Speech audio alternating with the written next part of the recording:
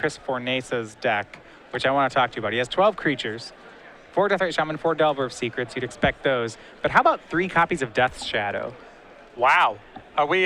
Do we have some overgrown tombs up in here? We have 1 overgrown tomb.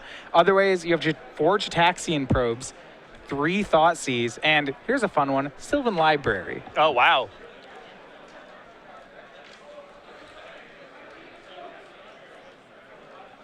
Turn 1 Mother of Runes for McDarby. That's going to be pretty good against a lot of the spot removal that you see out of Sultai Delver. Fornace makes a turn 1 Deathrite Shaman, though, so that's kind of his trump 1-drop as well. That is it. The Death Shadow, man. I thought Greg Hatch had proprietary rights over that thing. I've seen some Gitaxian Probe, Watery Grave decks out of him. Just play Watery Grave because, you know, it's better than Underground Sea in the right deck. Yep.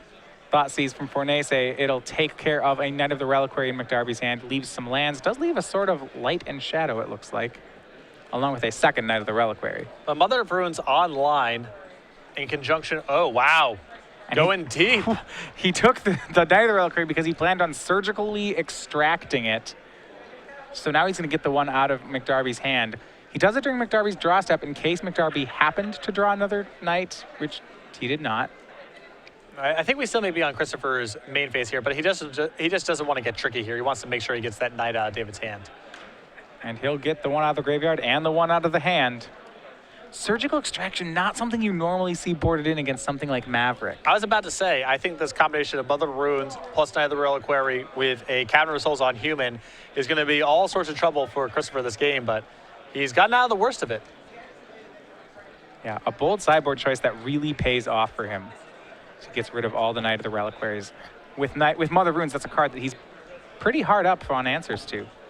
And we are getting closer and closer to Death's Shadow being online. Yeah, for the record, Death's Shadow, you have to be at 12 for it to even do anything. It's a 13-13 that gets -X for your life total. So if your life total is 13, it's dead. And once it gets below 13, it grows as you get closer and closer to losing. Deathrite Shaman making a mana from Fornace, it'll cast Delver of Secrets. Although David without his Knight of the Reliquaries now, but picked up a huge draw this turn with Stoneforge Mystic.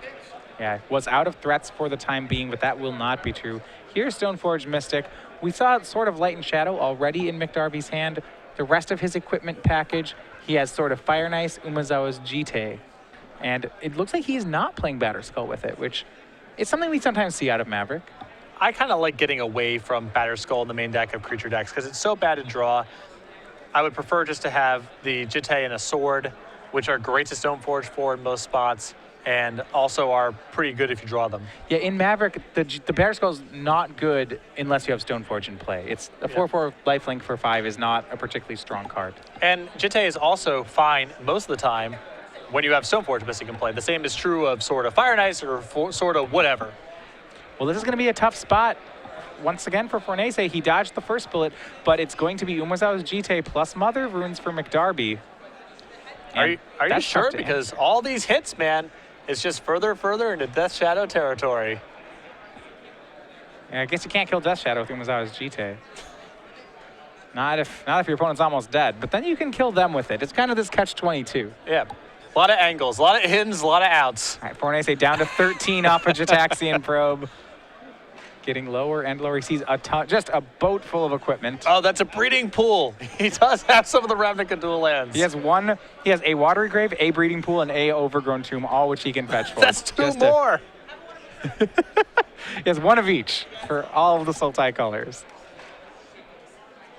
So he's going to intentionally shock off the breeding pool here. I hope we see some Death Shadow. It's going to be a Deathrite Shaman at the very least. And Force Will back up. That's one more. Death Shadow. Oh wow. Just he's using that 2 Forcibles in his hand. It's like an onion. You peel away the layers, and there's just more layers and more layers. I mean, he's going to start taking some hits off Umezawa's Jite. That's going to be even more. Death Shadow's definitely going to grow that. Well, it's joined by another Death Shadow. quite the turn for Fornace. A ton of different cards casting there. Now we'll see if that's good enough to wrestle with the equipment that McDarby's about to put onto the table. I'm not certain, but I have my doubts too. But in the meantime, I'm having a really good time. yeah. So Pro Black seems real scary. So does GT. These are all things I'm not. But yeah. David, so the way to play against Death Shadow is it's best if you kill your opponent in one swoop. You don't want to put him to 10 and then to 6 and then to 2. Right, you really don't want to put him to 2. You do not want to chip shot your Death Shadow opponent out. Gotta put him to 10 and then to 0. So Umezawa's GT put into play on end step. David untaps, equips the GT onto Stoneforge Mystic. Now if Christopher, yeah, he'll block with a Death Shadow. He's gonna force that Mother Rune's activation out of David. I like this play from Fornace. I do too. The 2 GT counters were gonna kill a Death Shadow anyway. Might as well.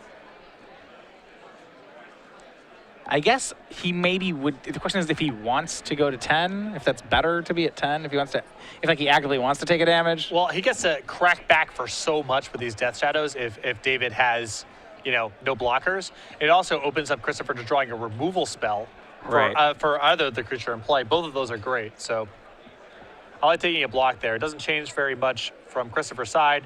It forces David to activate the Mother of Runes, frees up damage the next turn. Now for McDarby, if you didn't get a chance to watch yesterday, he brought a pretty innovative teamer mid-range deck to the table. Started out actually 4-0 in the tournament before being dispatched by Glenn Jones. He does have a deck tech up on StarCityGames.com. You can find it in our coverage section for the standard portion of the tournament. Pretty interesting one you see again today. David starting out with an undefeated record. That's another point of damage. And it's Christopher just punching himself over and over with these cards. Force of Will, this time on Sword of Fire and Ice. And at 10, that means the Death Shadows grow up to 3 3s. So this is a swing of 9. That's lethal unless McDarby kills something. He'll kill the Insectile Aberration, but he's going to take 6, 7. He takes 7.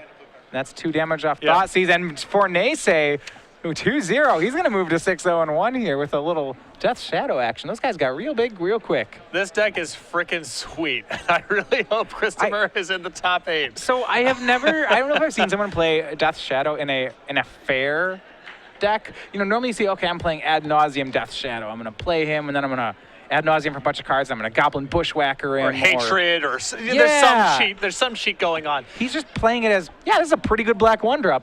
I like it in my aggro decks. Gets to synergize alongside, Gitaxian Probe, Thoughtseize, Force of Will, fetch lands, Ravnica dual lands. That's my favorite part. There's a plethora of options to deal damage to yourself for value in Legacy.